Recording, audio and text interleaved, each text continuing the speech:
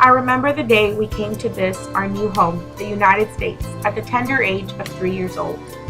My mother, 4 sisters, 2 brothers, and I. My mother, a young single woman, had a long journey ahead. My childhood was tough, constantly moving from house to house. But the scariest moment has to be when I began school. The sounds coming out of my teacher's mouth were new to me. I had never learned to speak English. When I tried to speak, the other kids would always make fun of me. I remember not wanting to go to school, but knowing that I had to in order to be successful, and that I must learn this new way of life. I will forever remember those days, and how they made me appreciate the value of knowledge and learning. The excitement of high school for me was non-existent.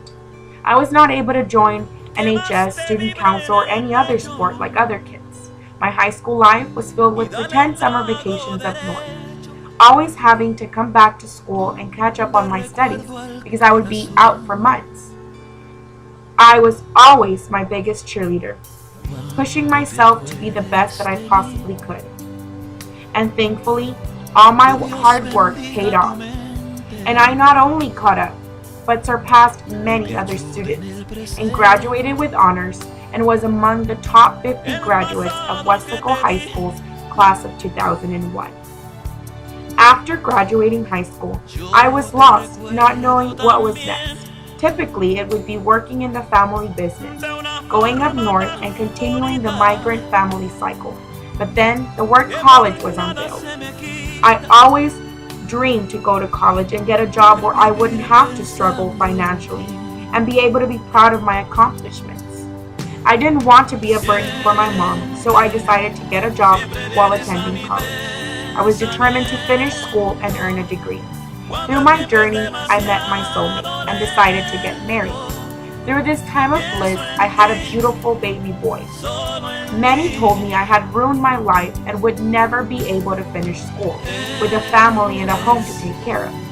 But I was determined to prove them wrong. Although I must admit it was difficult, I went back to school after my second child. First, obtaining my associate's degree at STC, and then transferring to the University of Texas Pan American to earn a bachelor's in psychology, which I will obtain this coming summer. Although I'll be graduating with a psychology degree, sometime back I realized that I had found what I truly love to do. I realized that I wanted to be a teacher. Throughout college, I had the opportunity to work with a wonderful group of kids in a middle school, tutoring them in math so that they can prepare for their state exams. What I loved about my job is that I worked with students who are limit English proficient. These students reminded me so much of me when I first arrived in the U.S. The students tell me how hard it is for them and how they feel they will never be able to succeed. I like sharing my story and letting them know I once was like them, and tell them how I too was born in Mexico and had to come here, knowing no English at all. But that even though things had been tough, I was still here and would soon graduate from the university. One student, Maria Tamés, really touched my heart. She had already been retained 2 years in 8th grade for not passing her exam. I saw Maria's desire to succeed, so I decided to help her, not only so she could pass the math test, but also so she could learn English. Maria finally passed her exam 2 years ago. When she did, Maria told me, "Debería de ser maestra, porque usted sí que me hizo entender las cosas mejor." From that day forward, I knew that I wanted to be able to help students like Maria. So, I will be graduating with a major in psychology and a minor in math.